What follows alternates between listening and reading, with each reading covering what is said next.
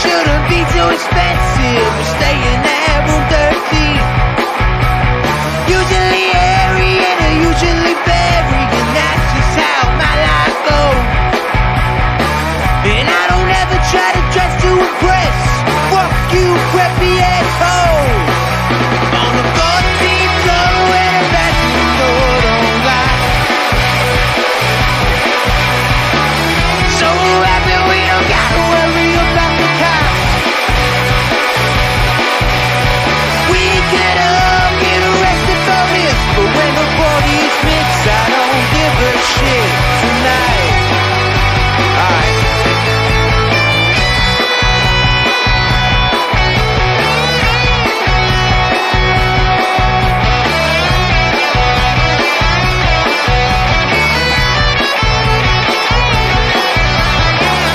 Now she walks in the bedroom fast, despite all the noise from the crowd. Now she's bedless on the bathroom sink. Her mother would be so proud. Gets on a deed and there's a line to go pee, but the bathroom looks like a war zone. Welcome into episode 87 of Fired Up. I'm Mike Giletto. Joining me as always is Dom Console. Dom, what's going on, man? What's going on, man? How are you? I'm doing just fine. So Christmas weekend, things were busy, I'm sure. My house looks like a bomb went off. I'm sure a lot of houses around the country, world, whatever, also are in the same position. It was a busy weekend. How was your weekend? It's always a fun 2-3 days, whatever, the day before Christmas Eve, that night up until Christmas night. It's always always fun. Love Christmas, obviously. We've talked about that quite a few times on the show. Yep. But no, it was good. Saw a lot of family. We got to hang out a little bit, watch a little bit of the Eagles game. Yeah, I think we were around. Yeah, it was good. The first half, I think we were around that. Yeah. But no, it was good. It was. It always goes too quick, though. It certainly does. But it was it was definitely a good weekend though. Lots of busyness. I mean, it's crazy how the holidays just always creep up on you. Like I feel like last week we were talking about like Thanksgiving. Like it's just the month of December flies by. To me, I always say like July through December is like just so busy because you're in the prime of the summer.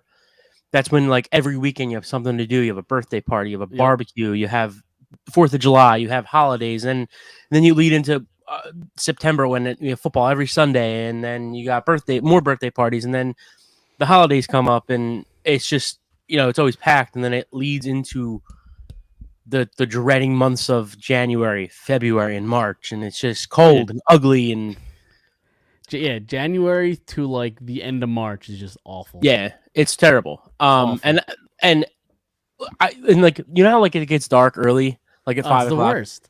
I don't mind it until after, like when January 3rd hits. I like give me summer. I want summer or January 2nd, really. Yep. I'm ready for like June.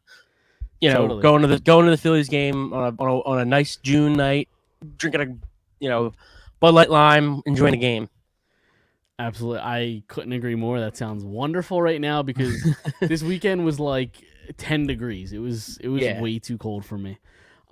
Before we get into our topics tonight, I do have to tell everybody about Manscaped. This episode of Fired Up is brought to you by our favorite producers of ball trimmers, Manscaped. The global leaders in below-the-waist grooming are leaving 2022 with brand new products. Preserve Cologne and Preserve Body Wash. 2023 is the year to up your hygiene game and smell amazing, and Manscaped wants to help you do so with the special offer. Use the code FIREDUP for 20% off and free shipping at manscaped.com. Take the leap into the new year and join 7 million men who are already trust Manscaped. 2023 is on the way. And the last thing you want to do is be the guy with pubes getting in your way of making it your best yet. The Manscaped Lawnmower 4.0 is the leader of Performance Package 4.0, or as I call it, the perfect package for my package. Manscaped engineered the ultimate groin and body trimmer by focusing on intelligent functionality and an incredibly comfortable grooming experience. This new year, shave the loose pines off your wood with the best tool for the job. The signature Lawnmower 4.0 from Manscaped is here here to take down every pube in its path. Having trouble dealing with wild weeds in your nose and ear, Manscaped has you covered. Their Weed Whacker will change the game for you to whack your worst weeds. I think confidence is going to be the king in 2023. You know what else I'm confident about? Smelling like $1,000,000. You asked, and Manscaped answered. Introducing brand new Manscaped Preserve Body Wash and Preserve Cologne.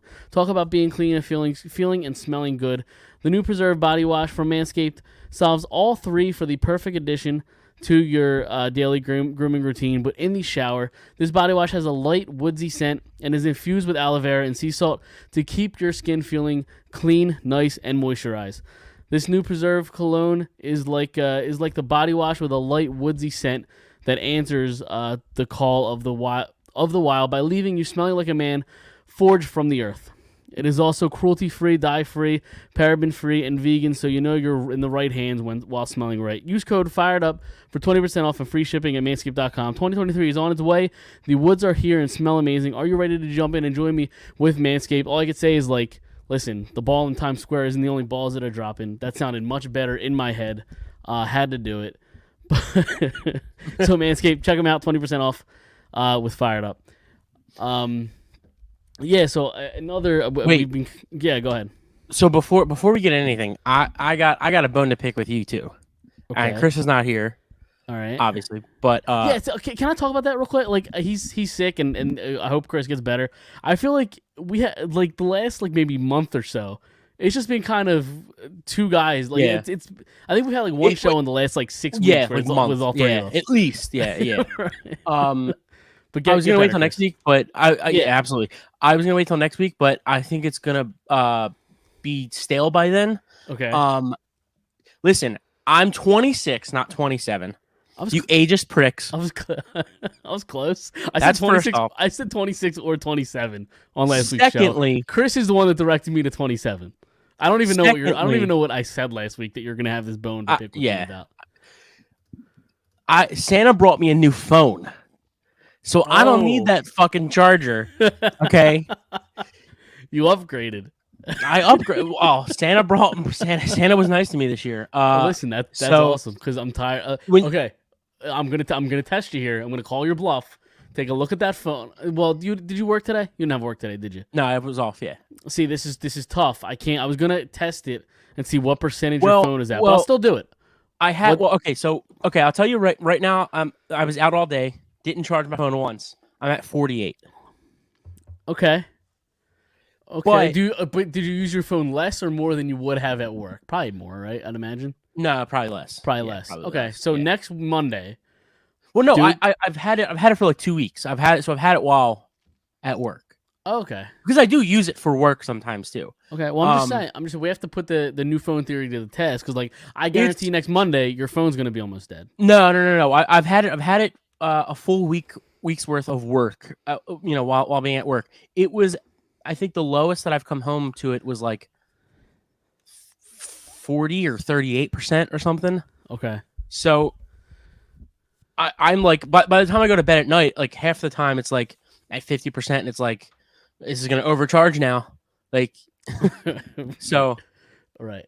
and that's my theory. Like, that's why like my I mean, I had an old phone, but like I feel like that's why like the battery was so shitty because like I would always have to charge like especially early on when you don't have to charge it. Usually you're not supposed to charge it till it's dying. So Right. I- Yeah, because that's just my theory. Well, My that's conspiracy. I have heard that if you charge it too much, it can Yeah. almost fry the battery in the long term.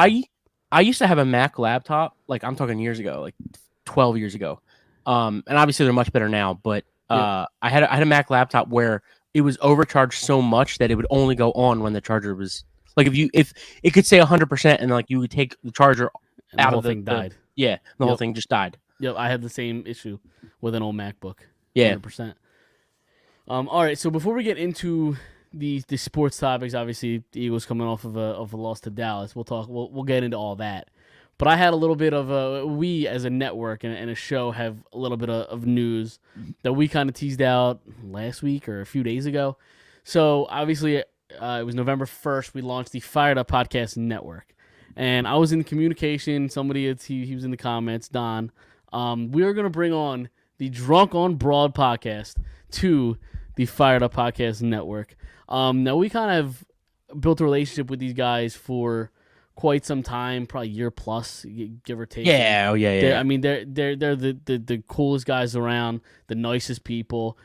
Just everybody. I mean, from Don, Rich, Jason, Joe. I mean, they're all just incredible people, and they were with us when we were with Belly Up. They were with us for a little bit. And listen, I'm not gonna front. Like, Belly Up, obviously where they are right now is bigger than where we are right now. But when I told Don, we had this idea of building this network, Don said, I want to come on board. He said just the fact that, like, we're comfortable with each other, we've built a relationship, and he's checking in now. But we built this relationship. He wants to do it with people that can kind of grow together. And obviously the Philly sports connection is huge, and kind of is what we're invested in kind of building from that standpoint, whereas Belly Up's a little more national. So I was honored when he said he wanted to jump on board and leave Belly Up. And so their first show, I believe it's going to be Wednesday night. I don't think anything's changed in their schedule. So Wednesday night is episode 100. It is a big episode for them. Episode 100 will be the first on the Fired Up Podcast Network. And that's going to be the first of 6 trillion episodes. Absolutely. But and it's a personal relationship with those guys. I've always said, I don't know if Don knows this, but I've always said, like, top 5 nicest guys I've ever met. 100%. Rich breaks my balls, but I love Rich too. Uh-huh. But and Drunk on Broad is by far, and both of us have done different shows over the year and a half that we've had a show. Yeah. Yep. Almost 2 years. April 2 years. Almost 2 years. Yeah. Yeah. You and I have done countless shows with other podcasts, Underbelly Up, not Underbelly Up, and I have to say, by far the most comfortable I've ever felt, and the most chemistry I've ever felt, is with those guys on Drunk on Broad. There was a couple weeks. There was a couple weeks I did with Don, like 2 or 3 straight weeks with him. Yeah. And it was like some of the funnest I've ever had. So definitely go listen to them, listen to their show. Totally. And the thing that I respect about them is the way we got linked up with them was about over a year ago. They sent out a tweet it was obviously on Twitter. You can't send a tweet anywhere else. But they sent out a tweet about, local podcasts that maybe don't have the greatest following, and we can kind of link up, and that's when they gave us the platform to come on their show and talk about what we do and the reason we do it, and just their willingness to bring other shows. Because listen, the podcasting space can be a very competitive space. Like, people compete. Like, that's just what happens. So sometimes the ability, or the willingness, I guess I should say, to branch out and promote other people's shows, I have a lot of respect for the way they went about that, and I'm grateful for that opportunity. And it's I don't know, I've always said this about the podcast community here is I don't know what it's like in other cities, but it's everybody has been or 95% of the people have been helpful and totally have just been nothing but great to us, but especially those guys, like from the beginning. That's probably the closest guys we're with in this community. So nothing but great words for them personally and for their show, and just everything about them. Just great group of guys over there.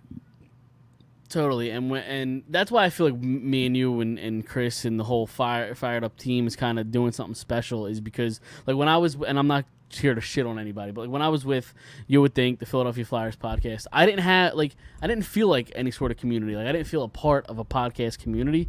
And now there's a whole bunch of people that we could talk to, we could communicate, but like, we're with a community, you know what I mean? So that's why I really think we're doing something special. We're building something special. And it's, it starts with the podcast that we have, and it continues with Drunk on Broad, and hopefully we get, even bigger 2023 and beyond. Absolutely. So, really excited about that. Everybody check it. Oh, I can't even talk. What are words? Check their episode on Wednesday night, 8 p.m. On all their socials. So definitely check that out. Episode 100. I'm excited for it. Yeah, you want to get into some birds? Let's do it. Okay, I mean, so obviously they lose a game to Dallas, and yeah, it's Dallas and it sucks, but like On Christmas Eve. on Christmas Eve, yeah. Did it ruin your Christmas as much as you thought it maybe would? A loss to the Dallas Cowboys. I was down for like a good hour or two Christmas Eve night. Okay. But no, I mean simply for the fact that they're 13-2. Like all they have to do is win one of the next two, which is doable. They're home for both games. So I listen. If it was they have to win next week and Dallas has to lose next week, yeah, I'd be pissed off right now. Like still, but yeah, no, not that you ever want to take a loss or you can take a loss, but it didn't ruin much other than the mood of Philadelphia sports fans. And they're still right. They're still a damn good football team. They barely lost. They had a chance to win when their backup quarterbacks and like you don't have Jalen Hurts. And I don't think Minshew played poorly. Like I think he played well enough to win that game. I think there were a couple of mistakes made here and there by him and the defense, and I'm sure we'll get into it. But my biggest takeaway it wasn't even from the game itself or what happened on the field, but like the loss to Dallas in the grand scheme of things isn't all that important. I don't think. They have a much bigger loss with Lane Johnson going down for however long he's down for. I mean, that's just one of the best offensive linemen in the league. I think he's 519 pass attempts, not a single sack, or pass blocks, not a single sack allowed. He's just been one of the best offensive linemen in football, and I think that's a bigger loss than any loss they've had this season. Sure. Well, yeah, because Hurts hopefully isn't as, it's not a serious injury. But, sure, yeah, totally. But the thing with, at least from what I've read, is that it's a roughly a 3-week injury, Lane Johnson. Yep.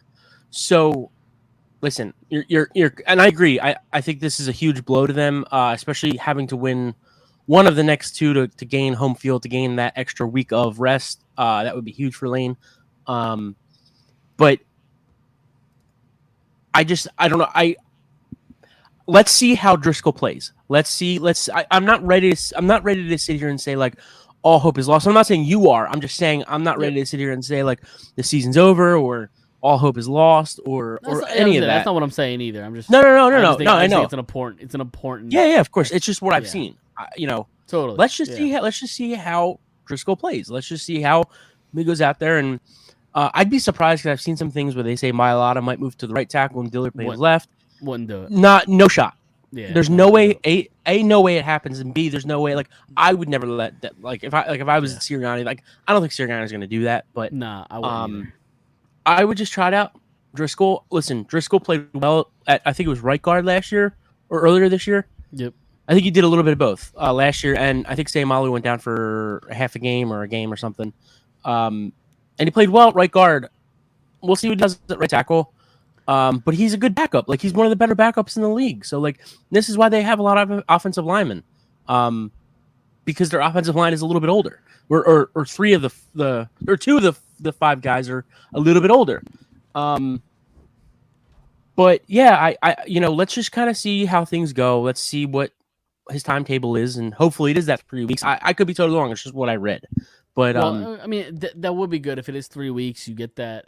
And you do get the bye, you clinch things in one of the next two games, and that puts you right on line for that first playoff game. Right. That's what I'm saying. Like it's huge to win this game on Sunday, just so you get rest. It's not another week where we have to trot out Driscoll. Let's say Driscoll has a terrible game on this Sunday, and they lose. Then you got to trot him out for another game, and maybe Hurts has to come back sooner than originally planned or wanted to. It just kind of a domino effect, and you don't want to see that happen. Have they put out a status for Hurts? I haven't seen one. Is he? He's not officially ruled out on Sunday. No, he wasn't ruled out for this Dallas game until like Thursday, a day or two before. Yeah. Yeah. So, and I don't think I was. Well, it happened. The injury was after last week's show, right? I think we found out late Monday or early Tuesday. So you guys didn't even get to talk about that. Did we? I don't. Yeah, no, we did. The news came out before the show. I remember. I remember talking about it. Yep. Who did they play last week? Chicago? Yeah, that was the Chicago game, No, I thought it was after. Wasn't it? and that happened during that game. No, I know, but the news broke like No, the news broke Monday afternoon. Because I remember Okay. talking about by I got you. by the time we did against the spread, they were 6-point underdogs, and Right, everybody knew that Minshew was starting, or not 6-point underdog. Right. Was it? Yeah, It was 4, Yeah. I thought. It went from a half to 3.5 to 4, I think. yeah. It was something Like crazy that. number. Yeah. Whatever. Obviously I didn't get to give my 2 cents, but everything that I've seen was that from the beginning it's just how it heals. It just depends on how it heals, and some people heal faster than others. It's like Bryce Harper. Like Bryce Harper heals a lot in his career. Has healed a lot quicker than a lot of other guys. So it's like, Sure. Yeah. let's just see how Hurts heals, and we'll I think that's just more of the game. I don't think it's anything to be too cautious. I mean, too overwhelmed about. It's just more of if it heals quicker, he'll play. If it doesn't, he won't. Yeah, that's fair. That's the only thing I've seen about it. Yeah, I was just if he can play, say he's 75%, 80%, would you play him against the Saints? Do you think the game is that crucial of a game to play him? It's tough because I actually talked to a doctor. Now, obviously, a doctor that doesn't work for the team is always gonna say rest. You don't know. He doesn't know his medical. Right, And all correct. Yeah, he doesn't have the info in front of him. Sure. But I did talk to a doctor. I think it was just like the day or two after got sources, the news came out. Yeah.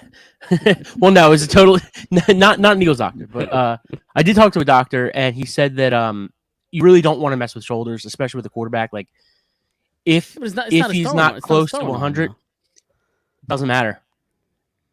He basically was just like, well, that's the thing. Even though it's not his throwing arm, I mean, you think he would have played this week then?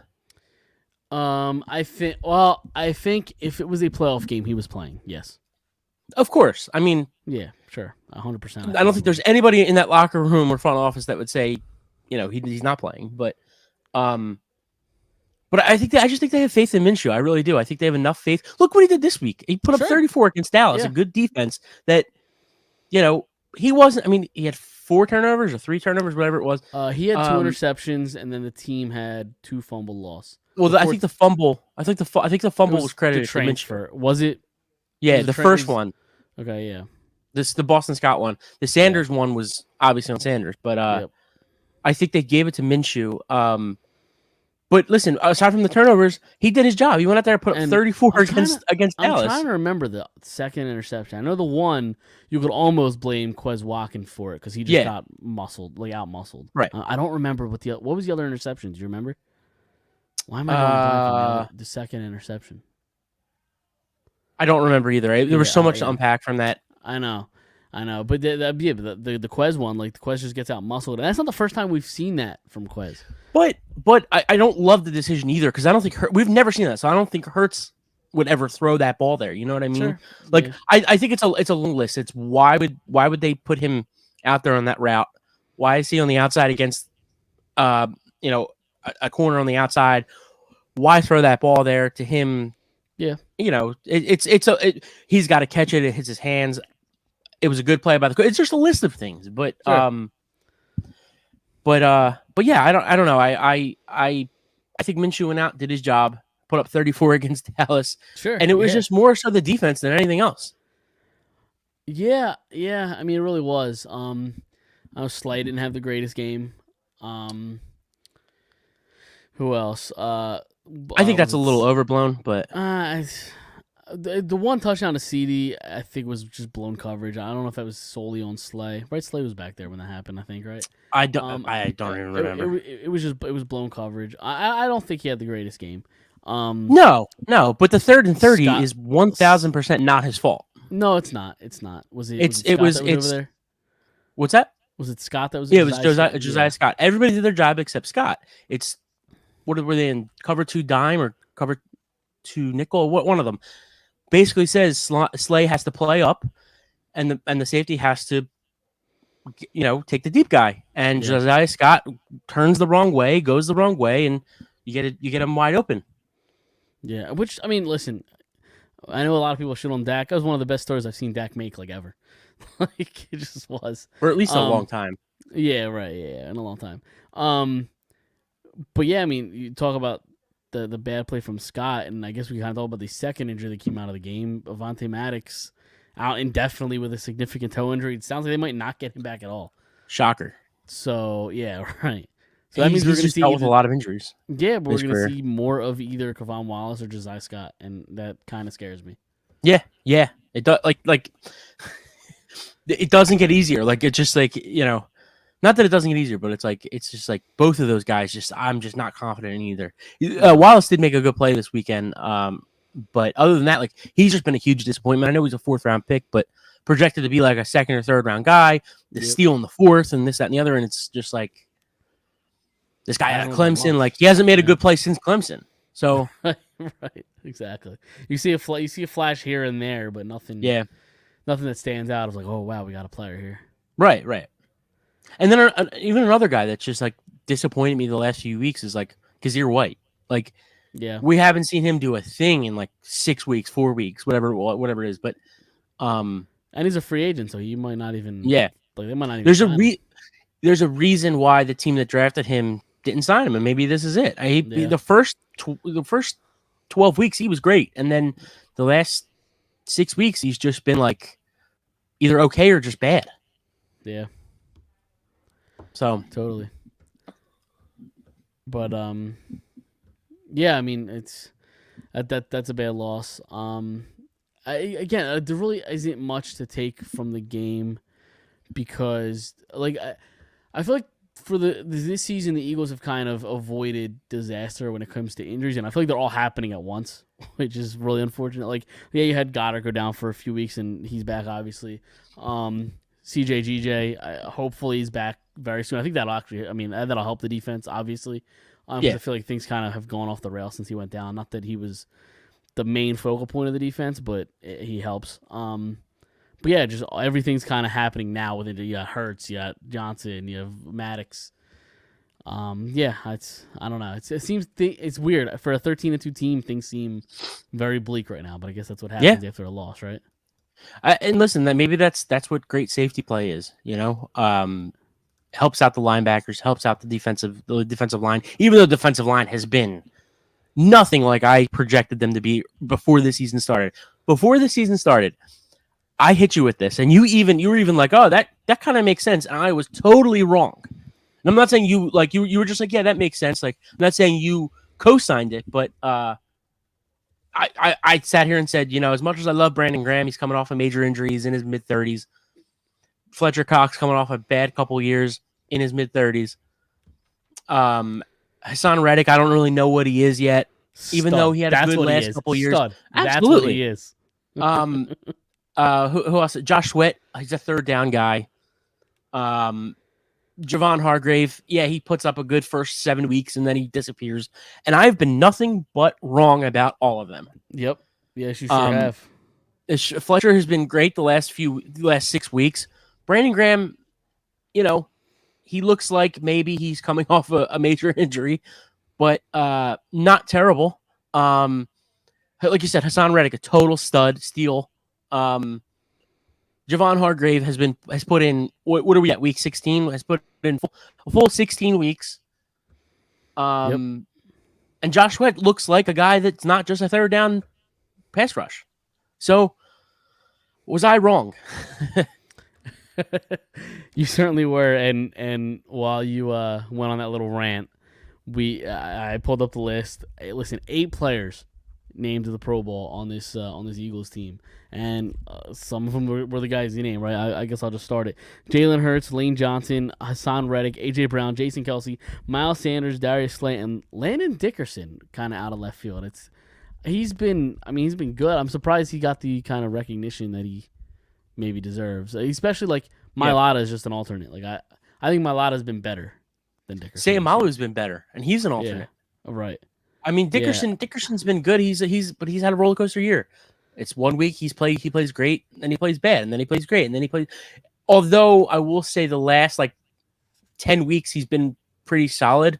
Yeah. It was, to me, it was more the first 5 or 6 weeks where he was having those up and downs where he'd give up a sack and then he'd play great for 2 weeks and then he'd give up 2 sacks or whatever it is. But Yep. I was definitely surprised by the Dickerson. I'm not surprised by the potential. Just this early is kind of what caught me a little off guard too. But I'm happy for him. I really am. Totally. And then the nine alternates: Devontae Smith, Isaac Seumalo, Jordan Mailata, Javon Hargrave, Brandon Graham, Fletcher Cox, Josh Sweat, James Bradbury, and Rick Lovato are the 9 alternates.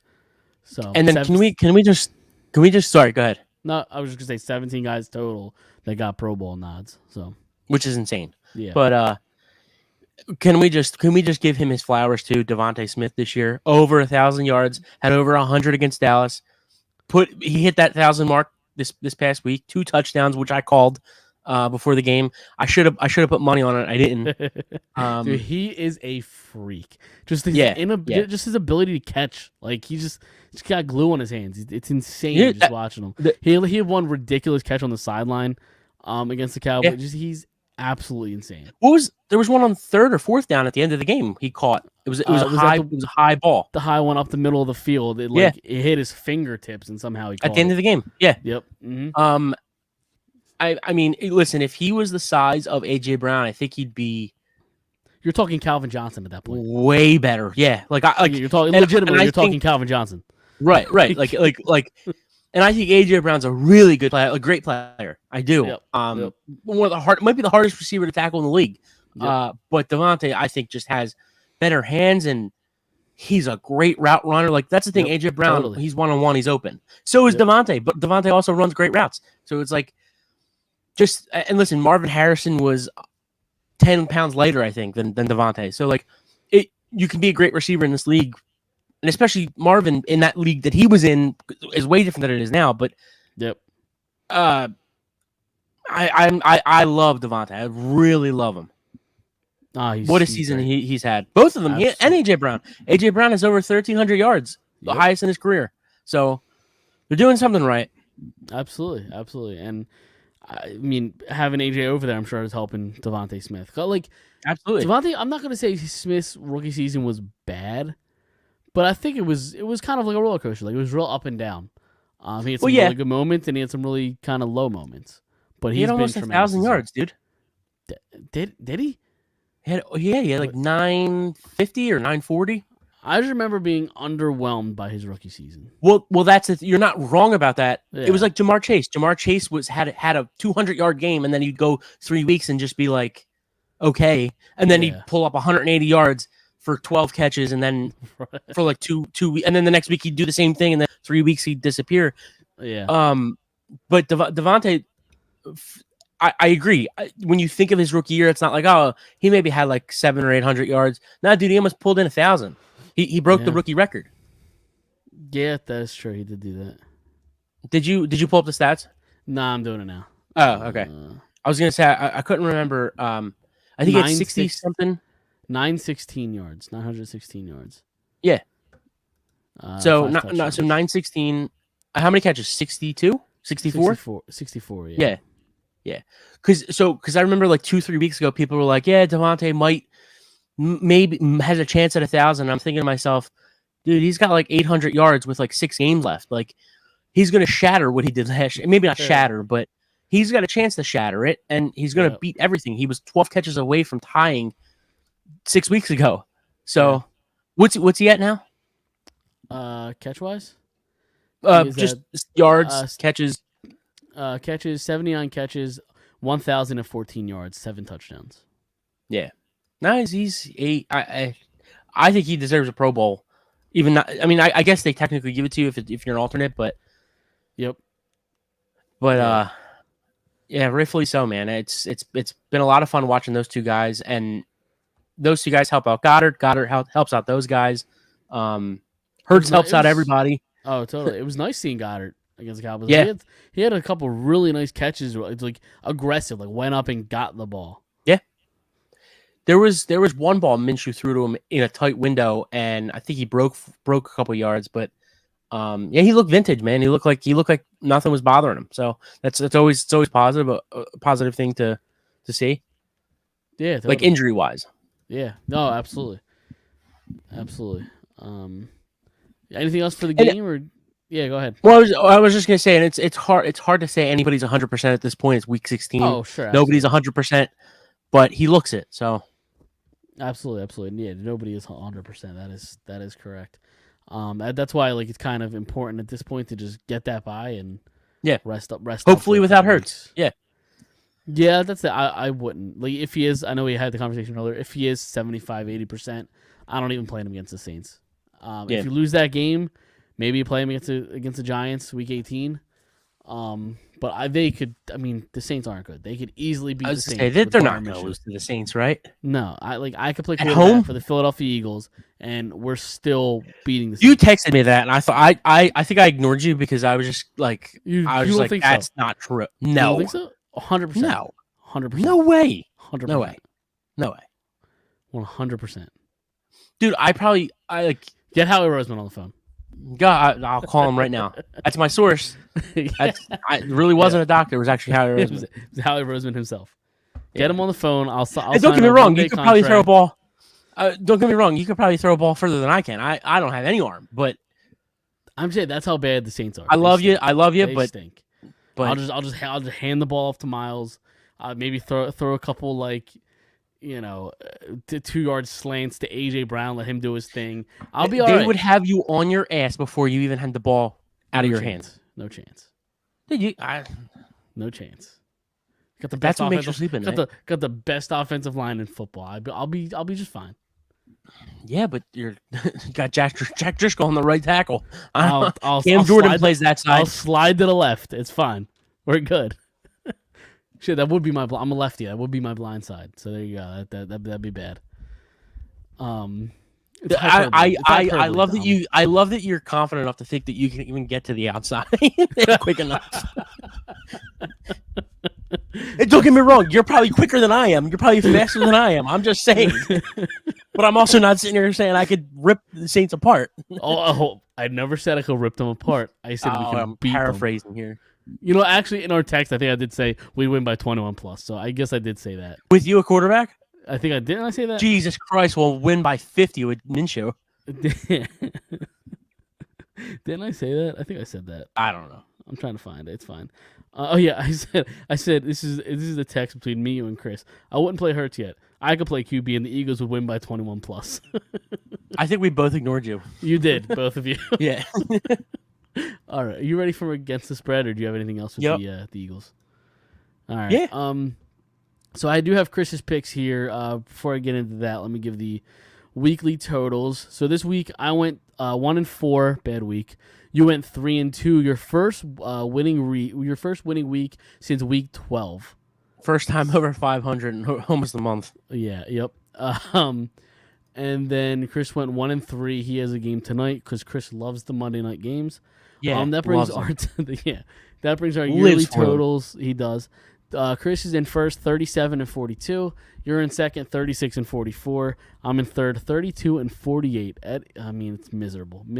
So I'm gonna finish under 500, right? I mean, I have to I have to hit on everything this week and next week, right? Well, last year we did the entire playoffs too and counted them. Oh, did we? Stats. Yeah, I believe so. Okay. Didn't we? I could have sworn. I don't remember. I'm pretty sure we did the playoffs too, so we could do that and kind of keep it going. So Chris, I do have Chris's picks. He has the Eagles -6.5 against the Saints. He has the Lions -5.5 against the Bears. He has the Niners -5 against the Raiders. Then he's going back to the Eagles Saints game over 43.5. Then he has the Rams Chargers over 40.5. Okay. You want to go or you want me to go? You could go. You give yours. Okay. I got the Dolphins Patriots. Dolphins +1.5. Okay. I got the Broncos Chiefs. Chiefs -13.5. It's a big line. Yeah, but the Broncos are horrible. A train wreck. They're awful. They just fired their coach, so we'll see. Listen, it's bad when you have Patrick Starr roasting you on Yeah. the Nickelodeon broadcast. Did you see that? Yeah.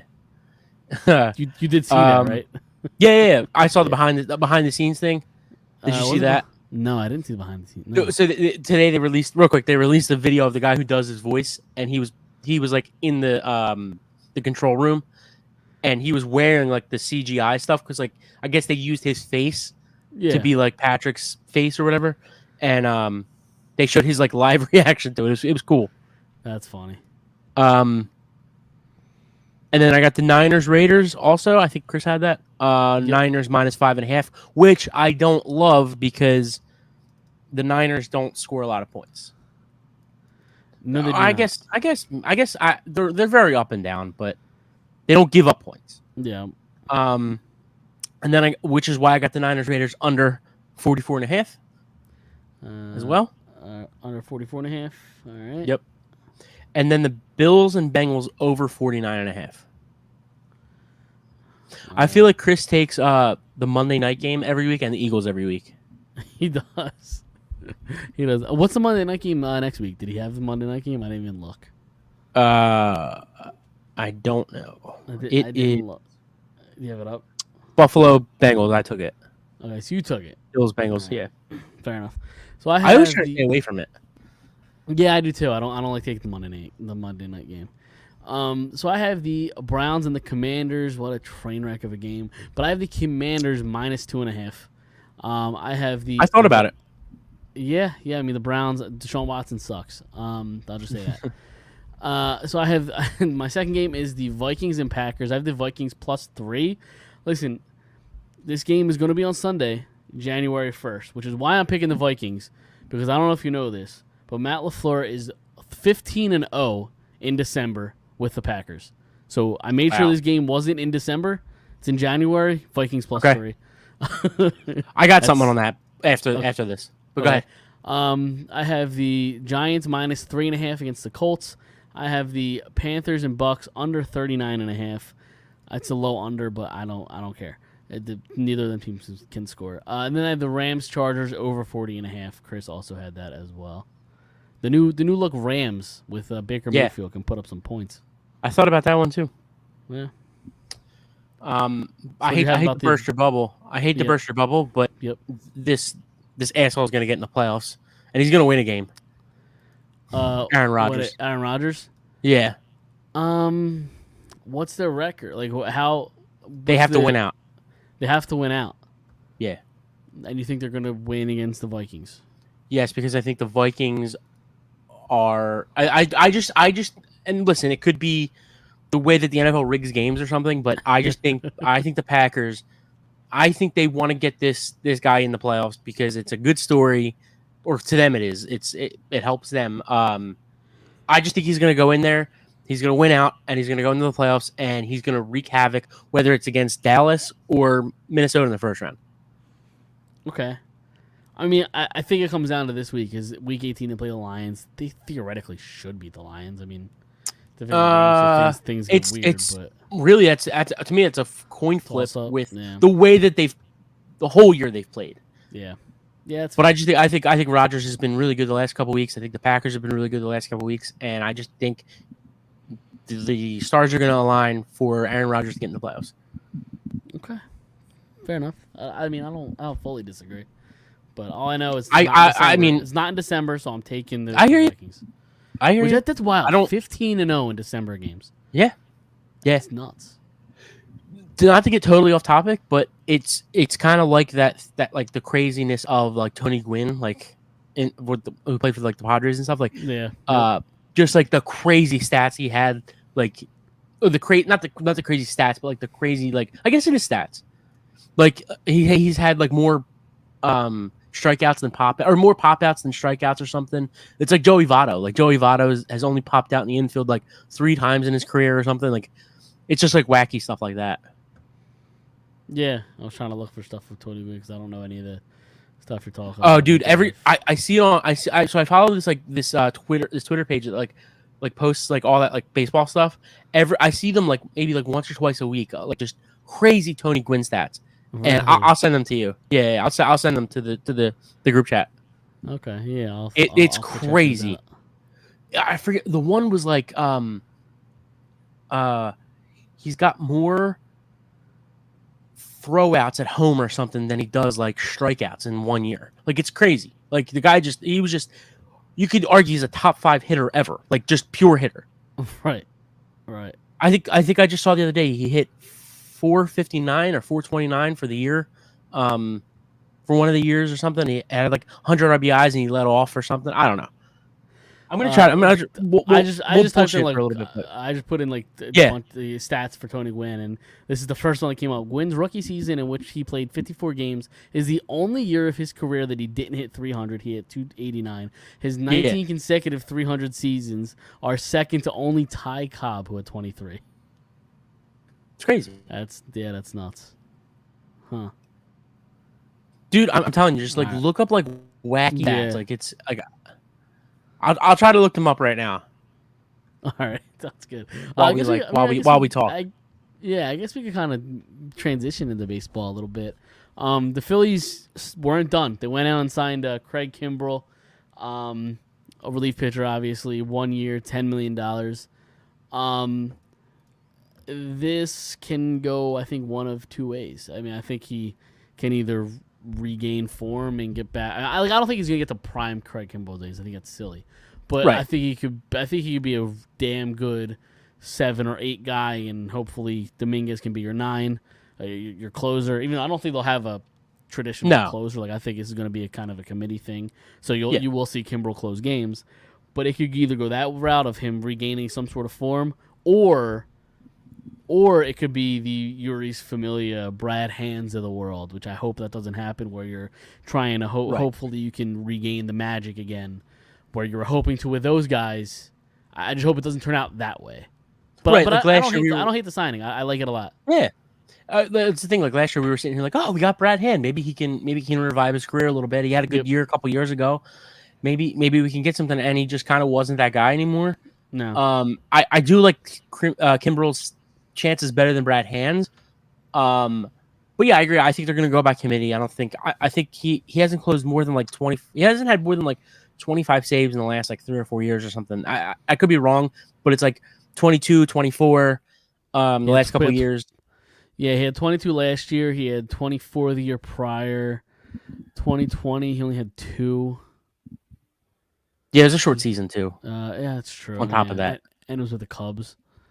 13. Right. So, I mean, his last great season was his last year in Boston. Like 44 or 47? 42, okay. 42, yeah. Yeah. 42 he's not saves, 47 anymore. Opportunities. Right. Which is pretty damn good. Yeah, totally.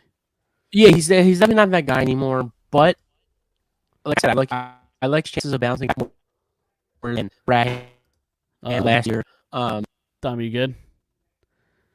Yeah, we good? Yeah, you're very robotic. This is not good. Live podcasting. Can you hear me?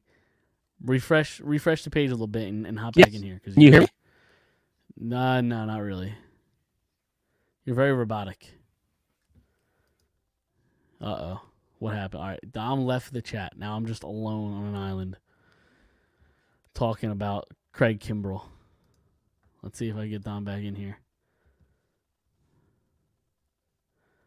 Dom, where are you? Wonderful, wonderful show. Oh, so Craig Kimbrell, everybody.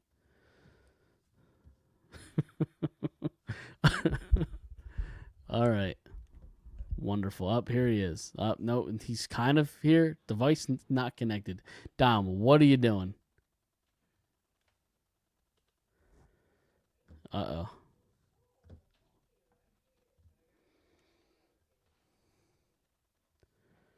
All right. Well, while we're waiting for Dom, let's play a little music. There's a lot to be learned, so look around. Not even working. What's going on? Once there was a silly old ant, thought he'd My move computer's not a working. rubber I don't know tree what's going plant. on. Dom's leaving. Anyone knows I'm an gonna have to end the ant show short. can't move a rubber tree plant, but he had high hopes. He had wonderful. high hopes. Let's talk. He had high apples Why is my high thing in the Why sky. is the music not Hope so when you start to feeling low, instead of letting go, Just remember that. There you go. I'll play some music till Dom gets back in here. Up there goes There he is. another Dom, rubber can you hear tree. me? Up there goes Yeah, can you hear me? another rubber Yes. tree. All right, Up I had to push there mute. All right, I can goes hear you, yes. another rubber tree plant. So you good? Yes, I am good. All right. I think. I hope. I don't think you're connected to the mic, but we don't have to worry about it because it sounds weird. All right, hold on. All right. Sorry. It's hold on. I'm connecting. It's just everything's moving really slow. Okay. Hold on. It's fine. Listen, with the Phired Up budget, we got to get you some sort of new technology hear me? over there. I can much Is better. it better? Better. Much okay. better. Much Listen, better. I pay a lot of money to Xfinity. They should pay me with the fucking amount of bullshit I have to deal with. I think that was one of the things we said last week. You got to figure Xfinity out. Yeah. Well, that I definitely can't fix. I don't think Santa can fix that one either. No, I don't think so. He's got a lot of power. It doesn't have that much power. No. Definitely didn't come in my stocking this year. No. Better Wi-Fi. Yeah. Yep, exactly. Where are we at? Craig Kimbrell. Kimbrell. Yes. Yeah. Kimbrell. Okay, so I think it's a good signing. Yep. Or a decent one. We'll see how it plays out. I think I would like them to keep adding to the bullpen. I don't know how much more they're going to do this offseason, but we'll see. See how it goes, I guess. Yeah, totally. Kind of like this Wi-Fi. Right. So when you were gone, I was trying to play a song and it wasn't working. I but can't think hear you. You can't hear me? Oh no, Dom, what happened? I don't know if that's you or me, but I don't know either. this is a total train wreck. I can hear you.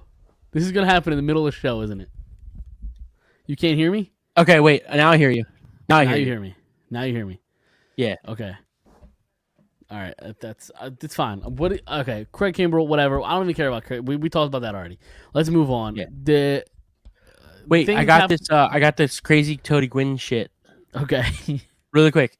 In his entire 20-year career, Tony Gwynn struck out 434 times, an average of 21.7 strikeouts per season.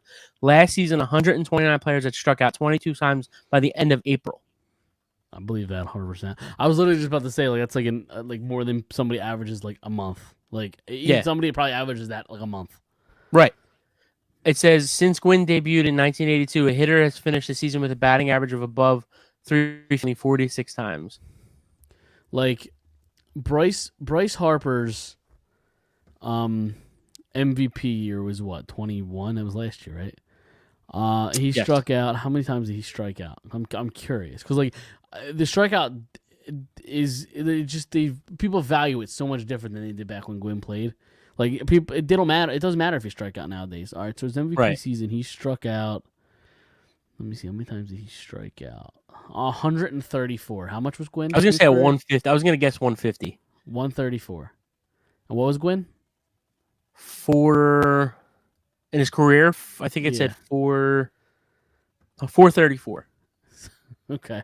So, I mean, Harper does that in 4 years. Yeah, I was going to say, yeah, right, exactly. And Gwynn did it in what, 20? Yeah, 19, yeah, whatever it was. Right. So Gwynn has faced Greg Maddux 107 times in his career, more than any other pitcher. He hit .415 against the 4-time Cy Young Award winner and Hall of Famer. Christ. Since World War II, Tony Gwynn is the only player to bat above 350 in 5 consecutive years, 93 to 97. Ty Cobb, Rogers Hornsby, and Al Simmons did it before him. And then if Tony Gwynn's 20-year career was split into 2 careers, 10 apiece, he would rank first and second in franchise for the Padres in runs, hits, total bases, and doubles. Dude, it's weird because like you're saying all these like ridiculous stats that like you couldn't even believe of, but if you were to ask somebody who's the greatest baseball player ever, I don't think anybody ever will ever say like Gwynn's name would never come up. If you tell somebody to name me the top 10 greatest baseball players of all time, I don't know that somebody brings up Tony Gwynn's name. You might even be top 50. Like you could probably like people don't think of him as even like a top 50. He's probably a top 5 hitter. He might be the second greatest pure hitter of all time. Really. Yeah, totally. I'm just like trying to find these wacky stats. I usually see them on Twitter. I'll send them to you guys. Yeah, send them because I'm curious now. All right. Sticking with baseball, I mean, there really wasn't much going on in the news except this Carlos Correa thing, which I think is just a wild story. So obviously signs this big contract with the Giants. Something goes wrong with the physical. That deal's done. It happened like over midnight on Wednesday or Thursday of last week. And then now midnight happens or through the middle of the night, signs a new deal with the Mets. Now the Mets are getting, I don't know if cold feet's the right answer, but they're also concerned about the physical.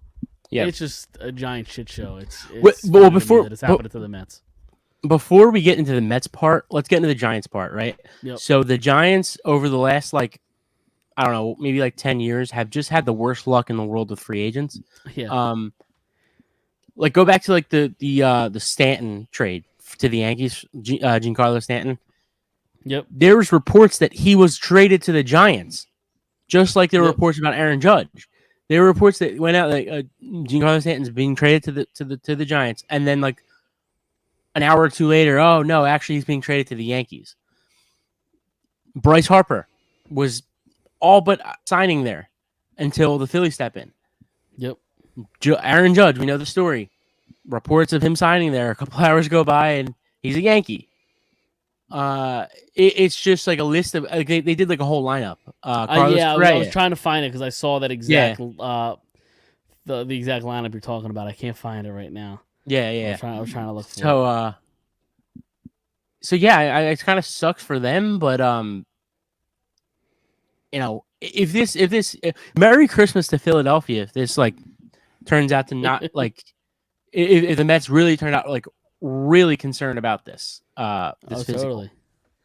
Totally, and the fact that it's happening twice now, there must be something wrong with. I don't know if it's his leg or if it's his back. I think it's his knee.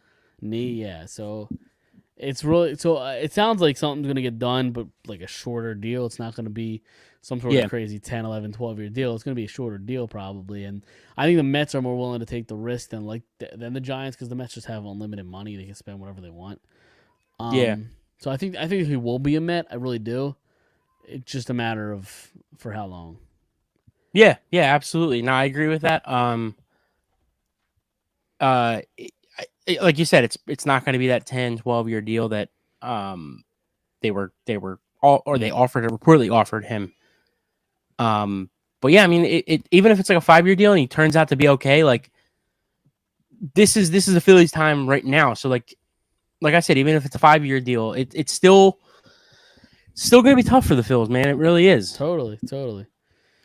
Yeah, I mean the NL East is one of the best divisions in baseball. I mean, I think all along the East, the AL East, the NL East, it's just great teams along the East for sure. Yep. But it'll be tough, but I don't know. We'll see. I mean, just all about kind of getting into a rhythm and kind of treading water until Harper comes back. Who knows when he comes back? Probably the All-Star break. It sounds like.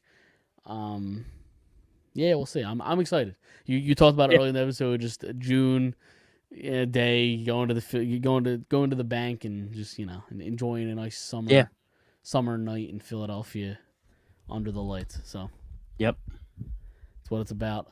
Do you have anything else? I mean, did you want to talk about the Sixers James Harden stuff at all?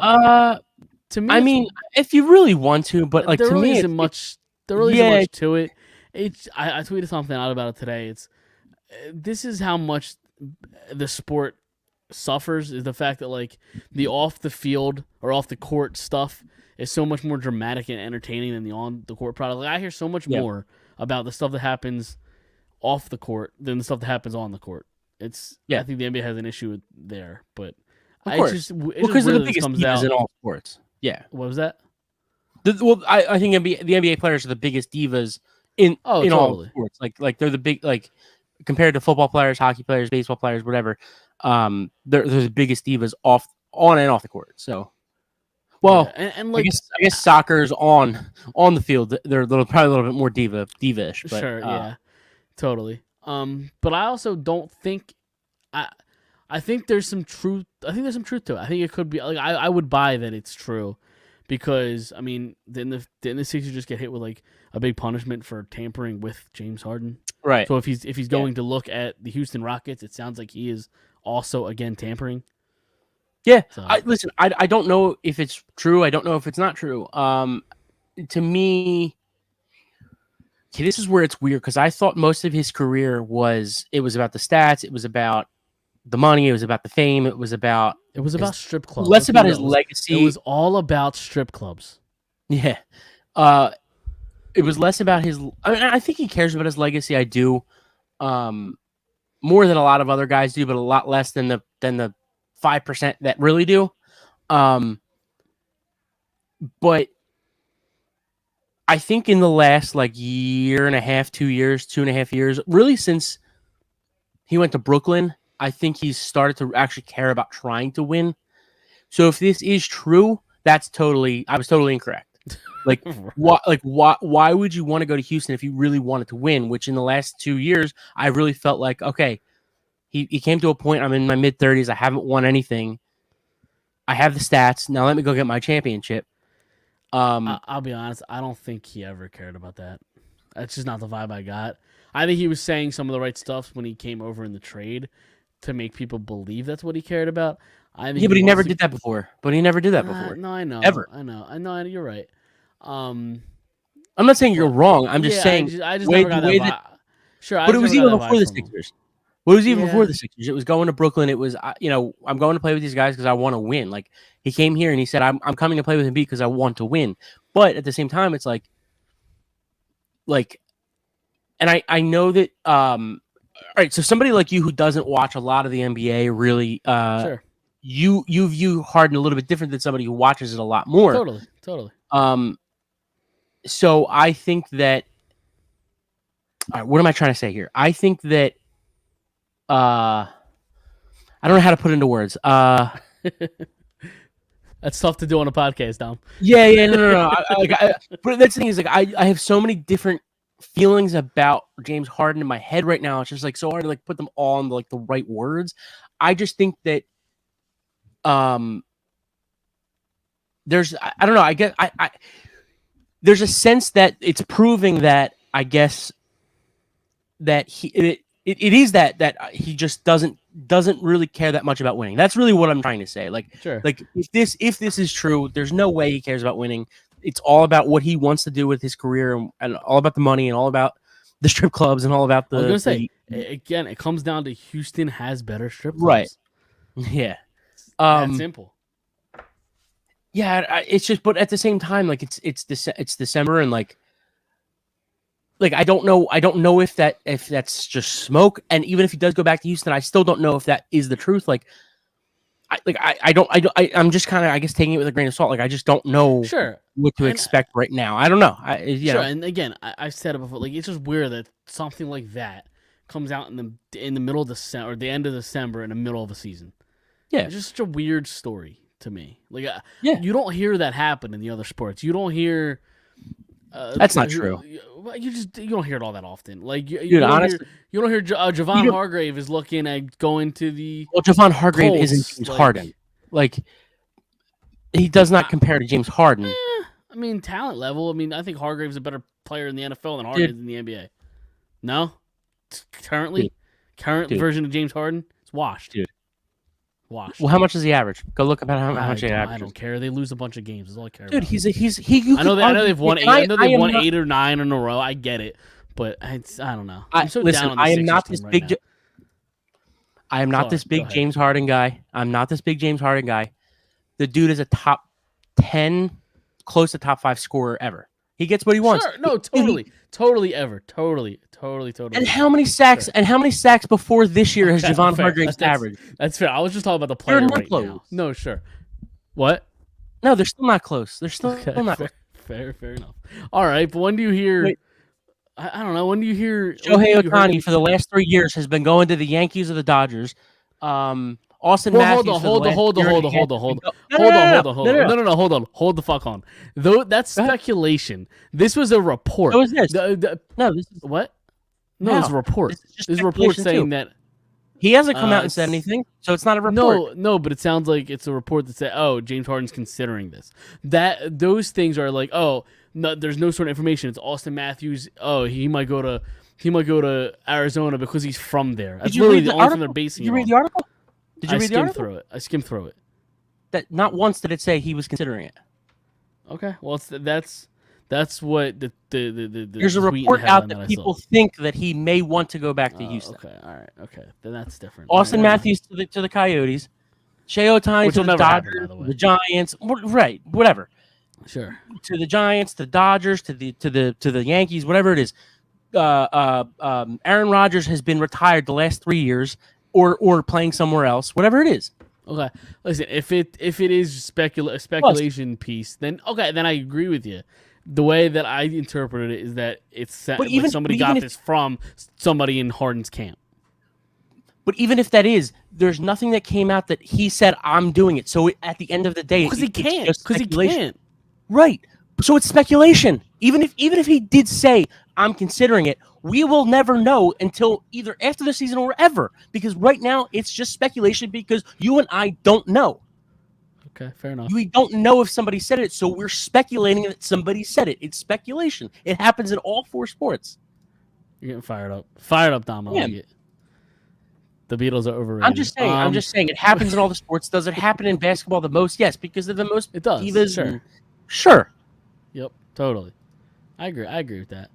But at the end of the day, it's just speculation. Fair enough. And it may be true. Yeah, it seemed like more of a report than a speculation, but I didn't read the entire thing, so maybe I'm misinterpreting it.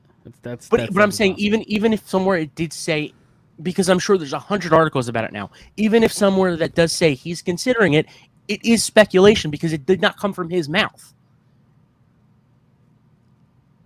If James Harden came out and said, no, but that's different than. No, it's not. Sure, it is. No, it isn't. Because somebody heard it from Harden. Carson Wentz was never confirmed that he wanted to leave here. Never confirmed. Did not come out of his mouth. It was speculated that he wanted to leave. Have you ever heard that come out of Carson Wentz's mouth? We've been saying that for 2 years or the year. That, the 6 okay, months that it, no, it fair. was happening. That also happened in the offseason. I don't remember hearing any speculation during the regular season. They were gonna that he wanted to leave. That he wanted it out.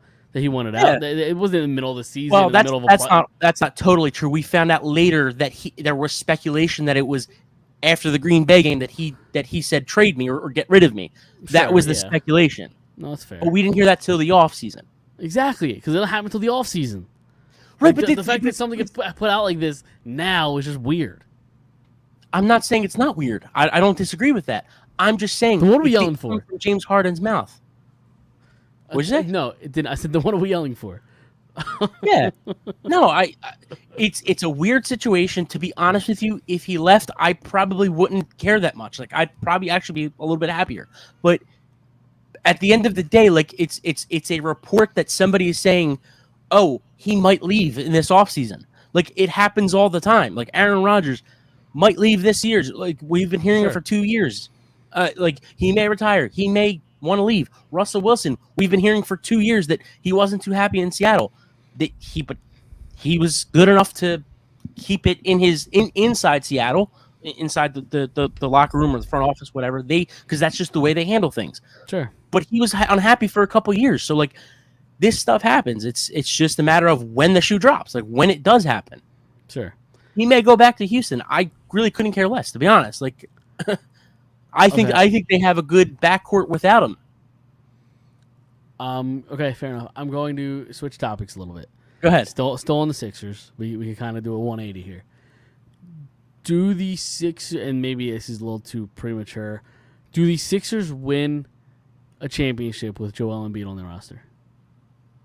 Do they win? Because how long is his window? Is it 5 years, 6? I don't. Who knows how much longer after that it is? Do they win a title with him? 30. Yeah, right. I was going to say I don't know if it's much more than 5 years. Right. His to be honest with you, I don't even know if it's that long. Right. True. So like, so do they win a title in the next 3-4 years? It's tough to say, man. It really is. Like, can they win a championship with him? Sure. Will they? It's been really tough in the last 10 or 15 years, aside from Dirk, to have a big guy lead you to a championship. It's just not the game anymore. I think it could be done. I just don't think his team's that deep either. It's not. But if we're talking about 2021, 2022, 2023 season, no, I don't think they have a lick of a chance to make it past the second round yet again. Mostly because of the roster, because of, and I think Harden and Embiid are playing well enough together. Yep. But the coach and like you said, the depth and just a list of things. I don't think it'll happen this year. But in the next 3 years, maybe if they can construct this roster the right way, I mean, sure. Well, he could. I don't know if he will. It's gonna be it's gonna be harder to do than harder to win. And I know it's always harder to win a championship than to not win a championship. Obviously, there's only one team that wins in the end, but it's going to be a little bit harder for him because of just the way the game is played and his injury history and Sure. will his body break down, like you said. And I remember like five years ago they were saying he may not make it past 32, 33. So like, he's 29, give or take. Yeah. Yeah, he's about, I think he's 29. So it's going to be tough. It really is. And like, but I'm also somebody in the same camp that's like, do you get rid of him to try to win? But like, you're not going to get anything that's, worth it. Like you're like, and no, because I think if you do trade him, you're not going to get anything that's going to make you better. I think if you trade him, you're entering the process years again, and then the process was an absolute waste of time. Sure. Well, I don't think it was a waste of time. I think it was a failure. It wasn't a waste of time because I think it's different. I think a waste of time meaning, look, they've been to the playoffs how many times? They've gotten their star. Sure, they missed on one. It's all for nothing. But that's different than failing at it and a waste of time are two different things to me. They failed at it. They didn't waste their time because look, they got their guy. They have another star with them. They have a young kid who's on the verge of possibly being a star. Like, yeah, and people want him to go on the bench. Who's that? Maxey? Maxey, yeah. I've seen a lot of that. He hasn't played in a month. What? He hasn't played in a month and a half. No, I know. I've been hearing people say because Melton's been playing so great. Melton's, well, that's what I'm saying. If they get rid of Harden, they have a good backcourt now. Like, like Melton's not a top 5 shooting guard, but he's top 15 probably, and like he's playing next to Max too. Yeah, like they have a good backcourt if they get rid of him. And let's say Tobias comes off the books this year, you go out and you get another big time star that's not James Harden. In the NBA, it's hard and not hard to do at the same time because you have to get the right guy. Like you can't just look at Dallas. Like Dallas does this thing every year where they try to go ahead of the curve to put a guy with Luka, and like the guy's just mediocre. Like it happened the last 2 or 3 years, and it's like, so you have to go out and spend the right way. It's just a matter of like they can go out and get a good guy. It's got to be the right guy. Yeah, I think you have to find a way. Struggled to put a guy next to Joel, aside from Jimmy Butler, who didn't want to be here. It's only 1 year of 3, I think he signed for, but like PJ Tucker is a complete waste of space and time. And waste of time, waste of space. Yeah, that contract's awful. I agree. He's gotten paid a shitload of money for 3 years. They got to find a way to replace him. I don't know that they can. But yeah, I don't know. I mean, at the end of the day, it's a lot of money to a guy that's not doing much and is not going to be any better next year or the year after. Yep. But if they can construct the roster the right way, he could be a guy that plays 6, 7, 8 minutes. Sure. And it sucks to pay him that much money, but that's just what the NBA is. And in 3 years, 2 years, it's, not that it's not going to matter, but it's like Tobias Harris. It's like people are still bitching, but like, yeah, he was one of the higher paid players at the time, but like that was 4 years ago now. And it's like other guys are making way more money than he is, way much more money. So like, stop bitching about it. Like I understand he's not that guy, but like he's not the max player, but it's a little overblown now. Like, chill out. Right. So if not you, but the people, No, I hear you. If they do get another second round exit, because I don't think Rivers is getting fired this year. I think if he was going to, he would have already. They've rattled off 8 or 9 in a row. I think he's safe for the season. But if they do get another second round exit, do you think he's finally gone? If they get a second round exit, especially in like Game 7, they won't let him on that plane home. Okay. because they're not going to have a. I don't think they're going to have a Game 7 home game. I think they're going to be like a 5 seed, but Right. at least right now. But how if that was to happen in a second round exit, how short of a leash after that do you think Daryl Morey gets? Do you think he's just safe for multiple years, or do you think do you think he has a shelf life? Maybe not multiple years. I think he's got a short shelf life, but I think they'll say because he's a respected guy. Yeah, but he's partial to blame for of course what's going on. But he's respected. But it's in Flyers terms, he's Chuck Fletcher. That's who he is. Yep, that's literally who he is. He's a well-respected guy in this league, so they're not just going to throw him out. I don't think. I think it's more of, all right, Doc didn't work, but I don't think it was just Daryl Morey who said, let's bring Doc in. I think it's Daryl Morey. It was the owner. It was the whole front office that said, I buy that 100%. Yeah, it's a no-brainer. We bring Doc in. Sure. So I think at this point, all right, Doc gets fired. Let's see. All right, Daryl, you have a shot. This is your last chance. Go get a guy. And if he brings the right guy in, or girl, because that's the thing now, which I'm totally cool with. But but if they bring the right person in, I think they'll give him a shot to do that. Okay, because you could argue that because I think Daryl Morey, his first year here was the year they hired Doc. It was the COVID year. It was right after because Brett got fired. He's the one that hired him. Right? Like that. Yeah. Was that his first hire? Yeah, I mean you could say right. Yeah, but there are some similarities and some parallels to Ron Hextall with the Flyers. Is like a big reason he got fired is his refusal to fire Dave Haxtell, the first guy that he hired. Right. You could. I mean, there's an argument to be made that Morey should die on the sword because he refuses to let go of Rivers. Yeah. But that's the thing is we knew that he refused to get rid of the coach Hextall.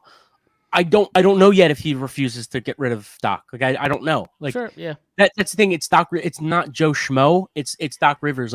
It's more than just Daryl Morey saying, I'm gonna fire him. Doc is also a well-respected guy in this league. So it's a group effort, and it probably shouldn't be that way. It should be Daryl Morey saying, "Let me do my job." But unfortunately, it's 2022, and that's not how things work anymore. For the most part, but unless you're Greg Popovich, but I just deserve that. Right, so of course. Yeah. But yeah, I think there's a small chance. And when was Hextall? Can you look this up? I can look it up. When was Hextall hired? Okay, I can look it up. Probably because 2015, 2016, probably 2014, 2015. And he was fired 2019? Halfway through 2019? Around that. Hold on, let me see if I could look this up. Hold on one second. I was even going to ask you if you could see when they hired Haxtell.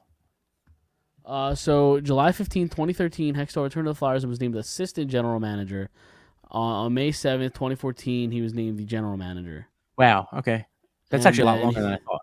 So 2014, and then he was fired on in 2018, November 2018. So about 4 years. Yeah, okay.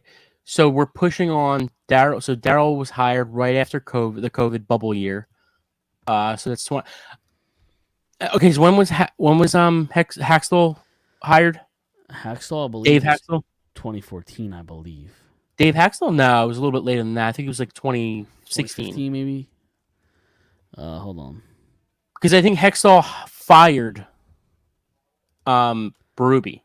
You might be right. Hold on. Which technically it is Haxtell is his first hire. 2015. Okay. So they probably fired Berube at the end of 14, hired him in 15.